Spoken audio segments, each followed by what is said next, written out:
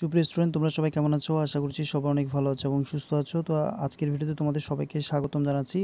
আজকে কিন্তু আমরা খুবই গুরুত্বপূর্ণ একটা ইংলিশের টপিক নিয়ে আলোচনা করব চতুর্থ শ্রেণী এবং পঞ্চম শ্রেণীর জন্য, সেটা হচ্ছে ডাব্লিউএস কোয়েশ্চেন্স।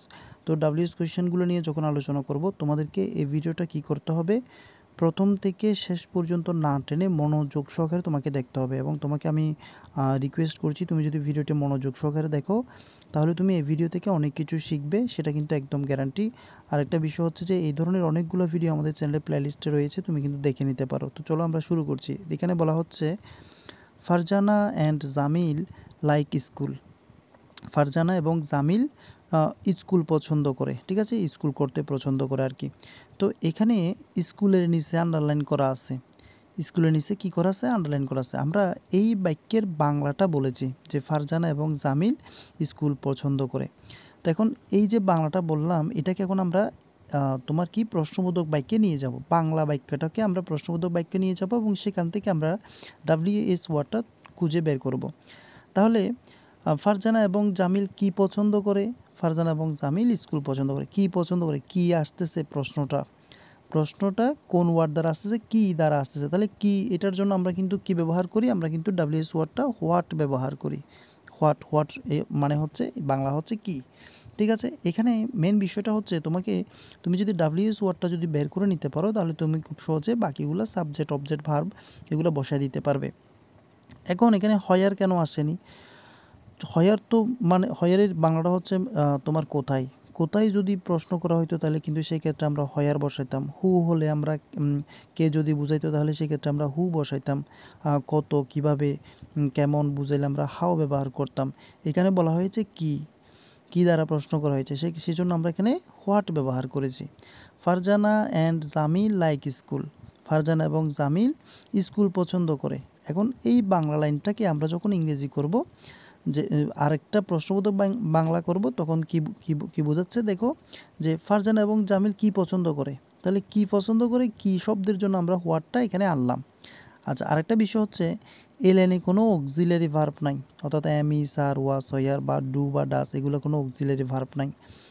যদি কোনো লাইনের মধ্যে অক্সিলারি ভার্ব না থাকে তাহলে তোমাকে বুঝতে হবে সেই লাইনটা দুটো টেন্স হতে পারে, দুটো টেন্সের যে কোনো একটা হতে পারে।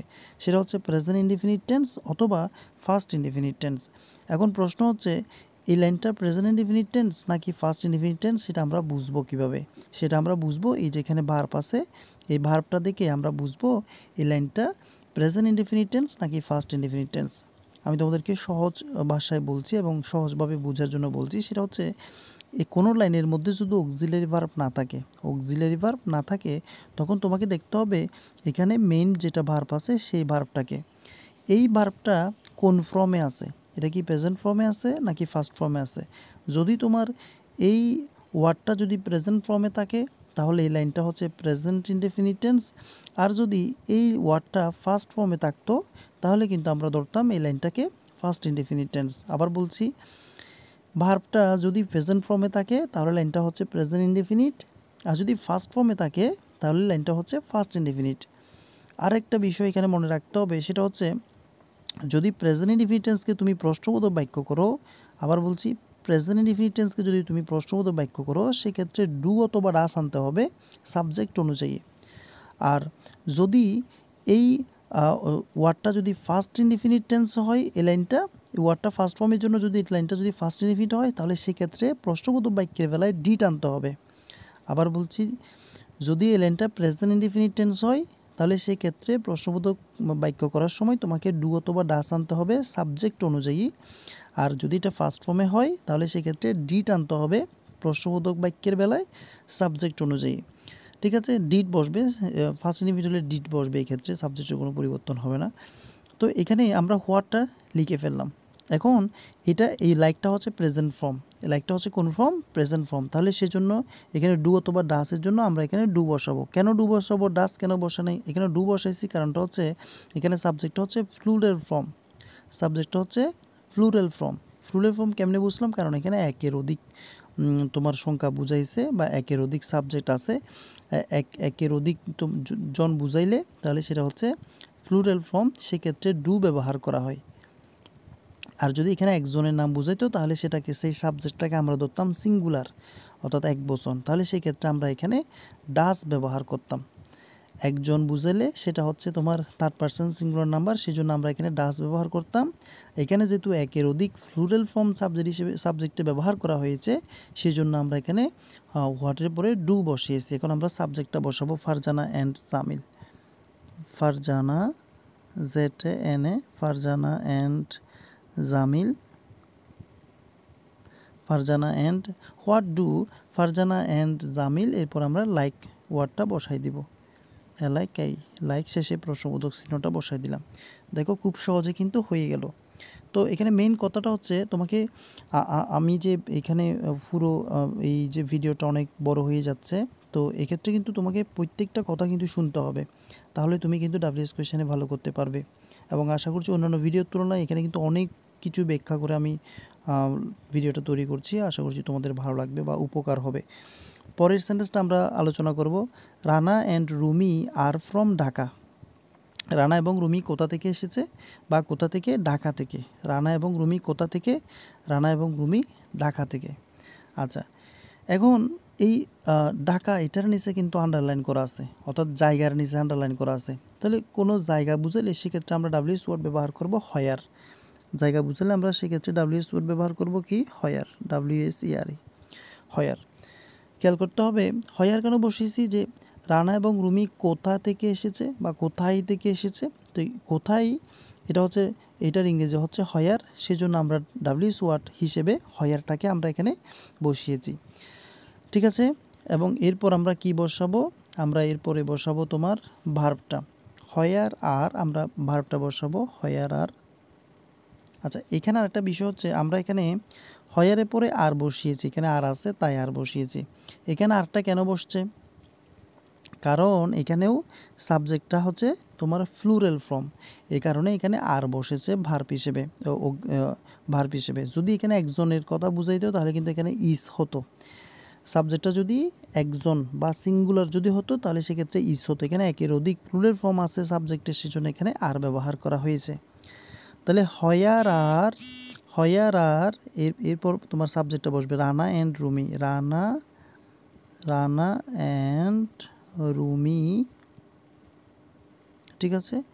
তো এরপর রানা অ্যান্ড রুমি, আর কি বাকি আছে? ফ্রমটা বাকি আছে, আমরা এখানে ফ্রমটা বসিয়ে দিব FROM, শেষে প্রশ্নবোধক চিহ্নটা দিতে হবে। তো এখানে খেয়াল করো যে WS ওয়ার্ডের নিচে ঢাকার নিচে আন্ডারলাইন করা আছে, সেজন্য আমরা এখানে হয়ার শব্দটা ব্যবহার করেছি, হয়ার ওয়ার্ডটা ব্যবহার করেছি। যে রানা এবং রুমি কোথা থেকে? রানা এবং রুমি ঢাকা থেকে, সেজন্য আমরা এখানে হয়ার ব্যবহার করেছি। কোথায় থেকে? কোথায় এর ইংরেজি হচ্ছে হয়ার, সেজন্য আমরা হয়ার ব্যবহার করেছি। এবং আর এই ভার্বটা লিখেছি WS ওয়ার্ডের পরে ভার্ব, এরপর আমরা সাবজেক্ট, এখানে রানা এবং রুমি সাবজেক্ট আছে, সেজন্য আমরা এখানে রানা রুমি সাবজেক্টটা বসিয়েছি। এবং এরপরে বাকি যে ফর্মটা যেটা বাকি ছিল আমরা এখানে ফর্মটা বসিয়ে দিয়েছি। ঠিক আছে, এভাবে করে আমরা কিন্তু এখানে WS ওয়ার্ডগুলো কিন্তু কি করেছি? ব্যবহার করে ফেলেছি। তো এখানে আমরা আগের ভিডিওতে এই সেন্টেন্সটাকে আমরা WS কোয়েশ্চেনে তৈরি করে তোমাদেরকে দেখিয়েছিলাম, সেটা হচ্ছে ফারজানা ইজ 9 ইয়ার্স ওল্ড। ঠিক আছে, এবং এখানে 9 ইয়ার্সের নিচে আন্ডারলাইন করা আছে। 9 ইয়ার্স মানে হচ্ছে 9 বছর। কত বছর? 9 বছর। ফারজানার বয়স হচ্ছে কত বছর? 9 বছর। তাহলে কত বছর, সেটার জন্য কিন্তু আমরা হাউ ব্যবহার করেছিলাম।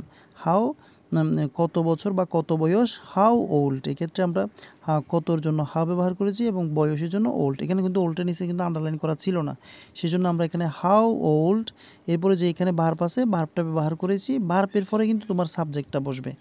ভার্বের পরে তোমার কি বসছে? এই যে সাবজেক্ট এখানে ফারজানা, আমরা ভার্বের পরে ফারজানা বসি। যদি এখানে আর কোনো ওয়ার্ড থাকতো তাহলে সেটা এখানে শেষে বসতো। শেষে বসে এখানে কিন্তু প্রশ্নবোধক চিহ্নটা বসে যেত। ঠিক আছে, তো এখানে মূল কথা হচ্ছে তোমাকে প্রথমে এইখানে যেই শব্দটা নিচে আন্ডারলাইন করা থাকবে, যে ওয়ার্ডগুলো নিচে আন্ডারলাইন করা থাকবে, সেই ওয়ার্ডগুলো দিয়ে কি প্রশ্নবোধক ওয়ার্ডটা আসতেছে সেটা যখন তুমি বের করে ফেলতে পারবে, তখন ওই ওয়ার্ডটা যদি বের করে ফেলতে পারো, এরপরে তোমাকে ভার্ব বসাতে হবে। ভার্বের পরে তুমি সাবজেক্ট বসাবে এবং কোনো এক্সটেনশন বা অবজেক্ট যদি থাকে সেটা অবজেক্টটা তুমি সাবজেক্টের পরে বসিয়ে শেষে প্রশ্নবোধক চিহ্নটা দিয়ে দিবে, তাহলে কিন্তু তোমার WS কোয়েশ্চেনটা হয়ে যাবে। তো তো আশা করছি আজকের ভিডিওটা তোমাদের ভালো লেগেছে। যদি ভালো লাগে অবশ্যই তোমরা লাইক করবে এবং কমেন্ট করবে এবং কমেন্ট করে জানাবে তোমাদের কেমন লেগেছে। অবশ্যই তোমরা তোমাদের বন্ধুদের সাথে এই চ্যানেলের কথা শেয়ার করবে। আরও ভিডিও পেতে চাইলে আমাদের প্লেলিস্টে রয়েছে, প্রচুর ভিডিও রয়েছে এবং প্রচুর ভিডিও সামনে আসছে। অবশ্যই তোমরা সাবস্ক্রাইব করে আমাদের সাথে যুক্ত থাকবে। ধন্যবাদ সবাইকে ভিডিওটি সম্পূর্ণ দেখার জন্য।